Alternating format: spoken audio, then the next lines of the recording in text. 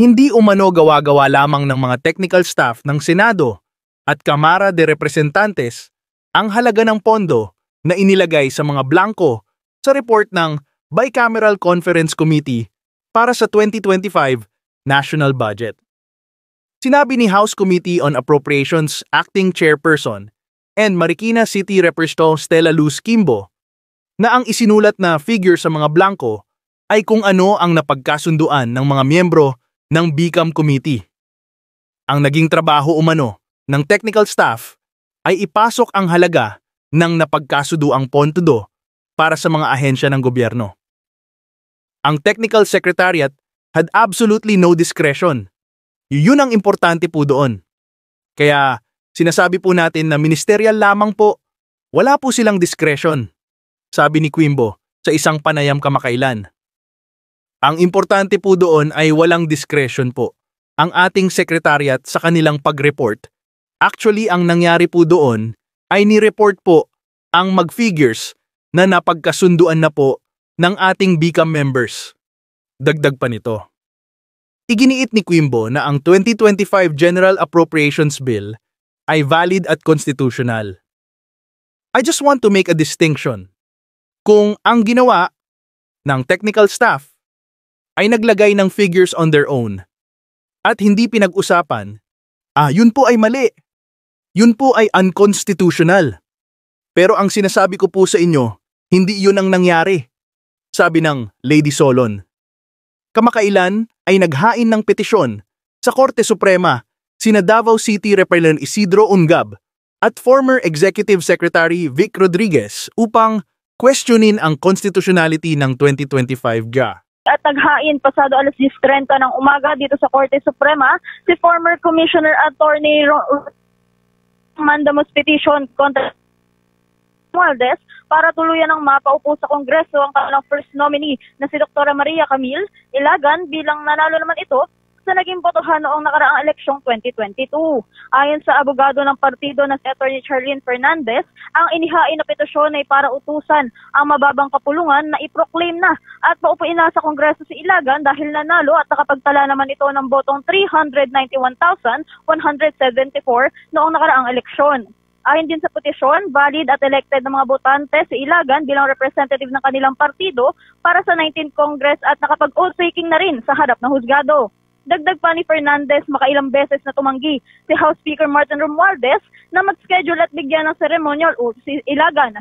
Ito anya ang dahilan kung bakit hindi makapagtrabaho at makapag-perform ng kanyang sinumpaang mandato si Ilagan sa loob ng mababang kapulungan. Kaugnay niyan, pakinggan natin ang mga bahagi ng pahayag ni Attorney Charlene Fernandez. The COMELEC proclaimed Ms. Maria Camille Wansing Ilagan as P3PWD's official representative to the House of Representatives in the 19th Congress, signifying that she has been validly elected by the people. Despite having taken her valid oath before a judge, the Speaker of the House has repeatedly refused to schedule and administer the ceremonial oath required under the House rules, thereby preventing Ms. Ilagan from formally assuming her legislative duties. Panawagan naman ni former Commissioner Rowena Guanzon, paupuin na si Ilagan dahil kahit anya sa mga meeting sa mga ahensya ay tila hindi umano napapansin ng kanilang partido. Baka din anya akala ni Speaker Romualdez na sila ay anti-PWD. Banat naman ni Guanzon, ito ang kanyang matagal ng advokasya at matagal na ring isinusulong. Ang kanila anyang pagrereklamo ay para sa mga children with disability at mga PWD citizens. At dahil nanalo na ang kanilang representative noong nakaraang eleksyon, ay marapat lamang din anya na paupuin na si Ilagan upang mas maisakatuparan ang isinusulong nilang adhikain para sa mga PWD. Pakinggan natin ang mga bahagi ng pahayag ni Atty. Rowena Guanzon. Agencies, ay parang hindi kami papansinin. Baka naman akala ni Speaker ay talaga ako, anti. Ako sir, pro PWD po ako at children with special needs. Yan po ang trabaho ko at advocacy ko. Nanalo na nga kami, ayaw nyo pa kami paupuin dyan ng maaga. Siyempre po, magrereklamo kami. Maawa na lang po kayo. Maawa na lang po kayo sa mga PWD constituents at lahat ng mga nagsusuporta po sa amin. 391,000 ang boto po namin noong 2022. Samantala, isa ding panawagan ni Guanzon kay Romualdez ay bigyan sana ng kahit kaunting puwang sa Kongreso ang kanilang partido at iproklama na nga ang kanilang first nominee dahil din ito ay batay sa virtue ng isang desisyon mula sa Korte Suprema. Matatandaan kasi na nag-utos ang COMELEC na magtalaga ng bagong representative at first nominee ng kanilang partido para sa mauupo sa 19th Congress. At ito ay kanila naman din anyang ginawa. Nakapag-oath-taking na din naman anya, kaya naman sana ay mapaupo na sa Kongreso ang kanilang representative na si Ilagan. Kaugnay niya, pakinggan pa natin mga bahagin pahayag ni Atty. Rowena Guanzon. Humingi pa rin po kami ng kahit konting puwang na lang sa puso ni Speaker Martin Romualdez na paupuin naman po niya ang aming sumite na representative at first nominee by virtue of a Supreme Court decision. Yun pong utos ng Supreme Court sa desisyon at sa COMELEC na magsumite na lang kami ng bagong first nominee. Yan po ang aming ginawa. Sika-oath na nga po. Tagal na po niyang balik-balik doon sa House of Reps since December 9. Samantala, tinawag ding politikal na atake ang mga delay sa pag-upo ni Ilagan dahil tila din isang pananadya sa di lamang sa kanilang partido kung hindi maging sa mga constituents nito. Bombo Dennis, Bombo Ever? Okay, Bombo Bea, ilang petisyon ang inihain nitong si Atty. Rowena Guanzon sapagkat isa sa pangunahing idinadaing nga niya yung hindi makaupo yung kanilang nominee. At ikalawa, yung concern nila doon sa iba pang hakbang na nagawa na raw nila pero hindi pa kinikilala yung kanilang grupo, Bombo Bea. Sa ngayon, Bombo Dennis, Bombo Ever, ang tanging petisyon na inihain nila dito sa Korte Suprema ngayong araw ay yung mandamus petition nga na nagsasaad na sana, nagsasaad na inuutos din or inuutosan ng mababang kupulungan na sana ay mapaupo na nga itong si Ilagan dahil ito munang priority concerns ng kanilang partido dahil ilang buwan na lang din naman mag-e-election na at malapit na din matapos ang kanilang termino, no? So, since 2022, nakikita natin na hindi pa rin nakakaupo itong si Ilagan, kaya sa ngayon ang priority ng kanilang partido ay mapaupo muna sa Kongreso itong si Ilagan na kanilang first nominee. How is your relationship with your brother? Well, Nag-uusap ba kayo? nag-uusap naman pero syempre nasasaktan ako pag sinasabi lagi, ba't mo inaaway yung kapatid mo? Sinasabi ko nga, hindi ko inaaway ang kapatid ko. Ang ginagawa ko, nagpapaalala lang kasi abala ako sa mga iba na linalagay siya sa panganib, mamaya mapahamak siya. Kung tutuusin, ako talaga ang malaki ang saya dyan sa administrasyon. Gusto ko magtagumpay. Pagkat sa unot dulo, ako ay Marcos Yung iba dyan, hindi naman kayo Marcos, hindi ninyo dinanas yung dinanas namin. Yung pinariringgan mo? At marami.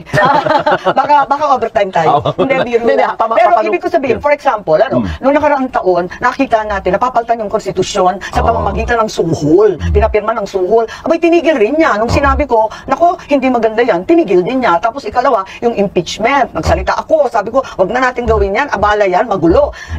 Sana respetuhin ng iba. Sinabi na rin yan, na wag tumulong dyan. Tapos, ngayon, eto yung budget. Di, nag-privilege speech ako sa Senado, nagulat ang iba, sabi, ba't mo inaaway? Sabi ko, hindi ko inaaway, wala siyang kasalanan dyan. Winawarningan ko, babala, na itong budget na to ay tapakabulok, walang kwenta, linulustay ang pera at talagang kontra sa mga dakilang Ilocano. Baka tinutumbok mo ay si Speaker. Kung minsan, nung nagkaroon ng problema doon sa konstitusyon, talagang pinagtatanggol ko naman yun, talagang pinagtatanggol natin ang batas, ang konstitusyon. Eto nga, yung magkabilang panig, kahit na iipit ako, nasasaktan ako, sige na lang.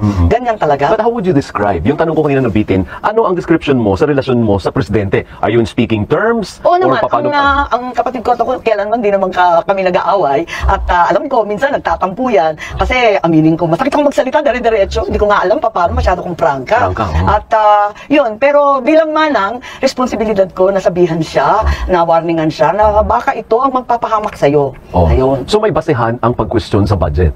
Oo naman. Sige, ano hindi nga ako pumirma Pero yung sinasabi ni Pangulo Duterte at ni Pangulo Bongbong, magkaiba. Dalawang magkaibang dokumento, kasi yung sinasabing blankety blank, yung maraming blanco, totoo yun, kaya hindi ako pumirma ng BICAM. Kasi wala naman nakakatakot. The amount of, open parenthesis, blanco, close parenthesis, Ilang pahina yun? So hindi obra sa'yo na aayusin, sabi ni Kimbo, ayusin ng mga technical experts daw. Aray ko. So hindi obra sa'yo Aray ko, yun. hindi pwede yan. Alam niyo, yung pinakamalaki, pinakadakilang kapangyarihan ng budget at ay nasa Kongreso at Senado. Hawak yan ng hindi ng Pangulo. It's the power of the purse that belongs entirely to the legislature. Kung mga technical at kung sino-sino ang magpipilin na blank, nakaka-nervous yata yun. Huwag tayong papayag. At saka hindi naman technical. Isipin nyo, ilang trilyon yon? 1.3 trillion sa DPWH budget. One line lang ang paliwanag.